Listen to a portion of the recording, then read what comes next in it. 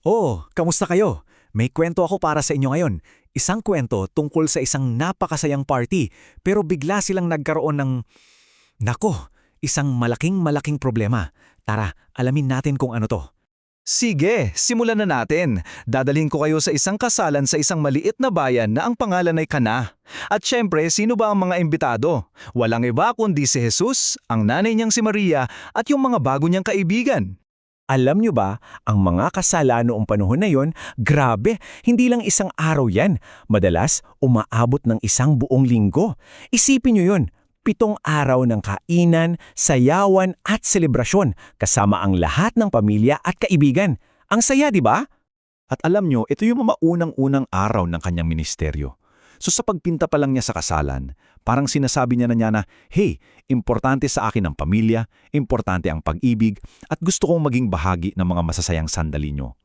Okay, imagine niyo to. Ang ingay ng party, tawanan dito, kwentuhan doon. Tapos bigla may bumulong. Patay, ubos na yung alak. Naku po, malaking problema yan, lalo na sa isang malaking handaan. Kasi, noong panahon nila, ang maubusan ng alak sa isang kasalan ay grabe, nakakahaya talaga para sa pamilya. Ibig sabihin kasi, hindi sila handa. Para bang nag-birthday ka tapos biglang naubos ang cake at spaghetti bago pa man makakain ng lahat, di ba? Isang totoong party emergency. Buti na lang, nandun si Maria. Bilang kamag-anak, malamang tumutulong din siya, kaya napansin niya agad ang problema. At alam nyo, alam na alam niya kung sino ang nag-iisang tao na pwede niyang lapitan para masolusyonan ito. So dito na nga, lumapit si Maria kay Jesus, isang ina na may problema, lumalapit sa kanyang anak. Ano kanya ang gagawin ni Jesus? Tingnan natin. Pero yung sagot ni Jesus, medyo kakaiba. Hindi ito isang diretsyong oo o hindi. Para niyang sinabi na, hindi pa ito ang tamang panahon para ipakita ko ang aking kapangyarihan sa lahat. Pero, oo, narinig kita. May mas malalim na kahulugan, di ba? At ang galing dito. Tingnan niyo si Maria. Kahit ganoon ang sagot ni Jesus, hindi siya nagpanik o nangulit. Kalmado lang siya kasi buong-buo ang tiwala niya sa kanyang anak. At ito yung pinaka-importanteng sinabi niya. Hinarap niya yung mga katulong, yung mga server, at sinabi, okay, makinig kayo. Kahit anong sabihin ng anak ko, gaano man ka-weird, gawin nyo. Ito yung susi na nagbukas sa himala. At ngayon, eto na. Ito na yung part na inaabangan ng lahat. Dito na mangyayari ang isang bagay na hinding-hindi nila makakalimutan. 6. Tandaan nyo yan, may 6 na dambuhalang banga na gawa sa bato na nakatayo doon. At hindi to basta-bastang banga ha, bawat isa kayang maglaman ng mga 20 hanggang 30 galon ng tubig, ang lalaki. At ang mga utos ni Jesus, sobrang simple. Una, punuin nyo ng tubig yung mga bangga. Pangalawa, okay ngayon, kumuha kayo ng konti. At pangatlo, dalhin nyo yan sa party host para matikman. Parang, tubig yang? At sa sandaling yun, sa pagitan ng pagsalok at pagtikim, boom! Yung ordinaryong tubig, naging alak.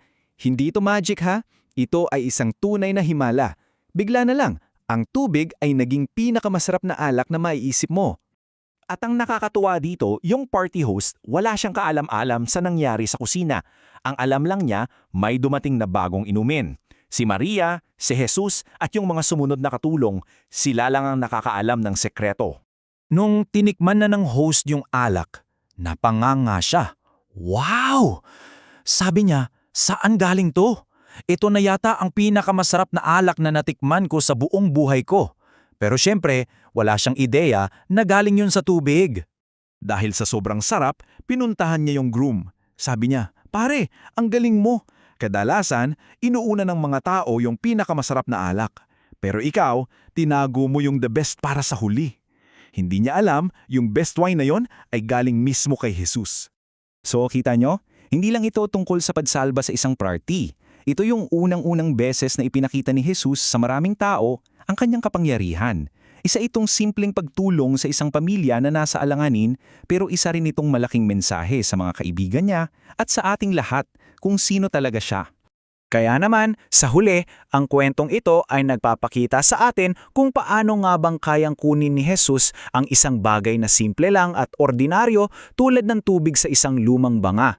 at gawin itong isang bagay na pambihira at kanganganga. Ipinapakita nito na may kapangyarihan siyang baguhin hindi lang ang tubig kundi pati na rin ang anumang sitwasyon sa buhay natin, mula sa simple patungo sa espesyal. Kaya ito ang iiwan kong tanong para sa'yo.